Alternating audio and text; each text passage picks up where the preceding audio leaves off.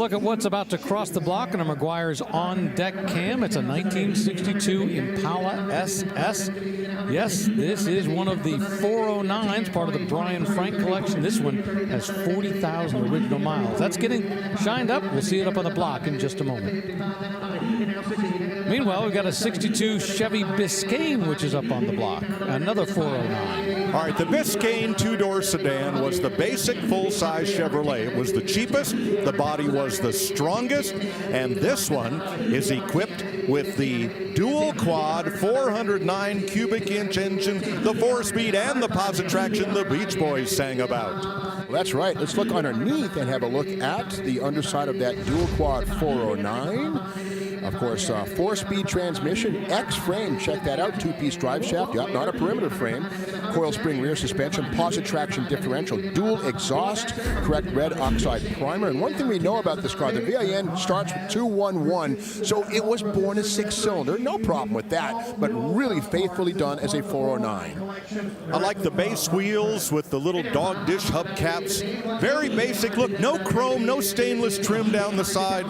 This was your basic Chevrolet. Now there are decals on the side window just behind the door here that indicate this car may have spent some time going a quarter mile at a time on the nation's drag strips. I asked Bryan Frank, he says he has no history of this car going drag racing, but it's sure built to that purpose.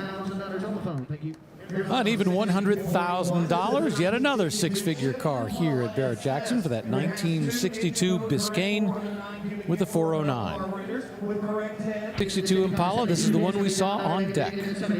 All right, same song, second verse, but this is an Impala. This is the top-of-the-line Chevrolet. There's the same dual quad 409 engine, no power steering pump and no power brakes on this one. That's okay. It's 4-speed car, it's built to go fast. But look at the trim level. There's trim on the leading edge of the hood, on the top of the fenders, and this special stainless steel Impala trim that goes all the way to the tail. And with an Impala, you get triple tail lights. The base Biscayne and the mid-level Bel Air only get 2. Chevrolet wanted everybody to know that you had spent up to get the top-of-the-line car for 1962. Now, on this one here, we can read the VIN. It begins 218, so indeed it is a V8 Impala SS, but unfortunately, not until 1972 would the VIN contain an engine designator. So we'll assume this is a 409 recreation, and that's also what's described, but very well done. Now that Biscayne had a bench seat. The Impala gets optional bucket seats with a center console. Got that 100. Note the grab handle for the passenger. Is that for the corners or is that for acceleration? You decide. No stereo radios.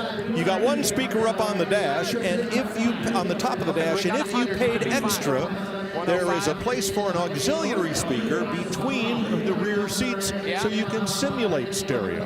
And this is the car that actually had a million-selling pop song written about it, the Beach Boys 409. I can't think of another engine that had a song written about it. Well, let's think about this. Impala just sold for $100,000, and so did the Biscayne, both of them crossing the block for 6 figures. Didn't matter if it was a Biscayne or an Impala, as long as it was a 409. That's what really mattered. Yeah, I don't ever recall a song called Slant 6, you know, or 2.3 Turbo.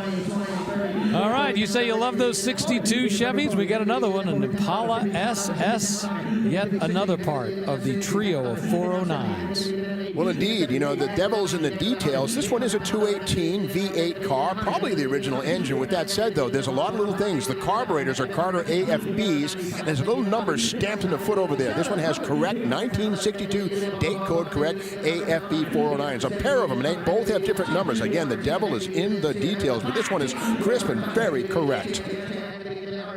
Same interior on this one. Again, AM radio, dual speakers, front and rear. A boot that you put on manually. Here's Craig. Convertible, right colors. This is the best one of the 3. Under the money right now for what it is in that restoration. Got 122. No question.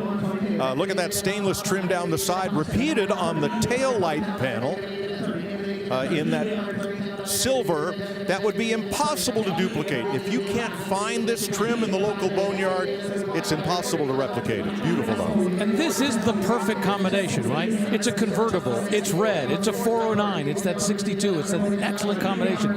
The other two cars before, great cars, but this one, well, you can see just by looking at the current bid price, $137,000.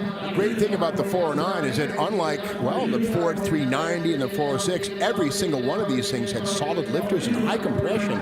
They did decontent it for 63 and 4, the L30, but again, every single 62 Chevy 409 is dual quads or a single 4-barrel, solid lifters, big cam. It's a hot rod motor for sure.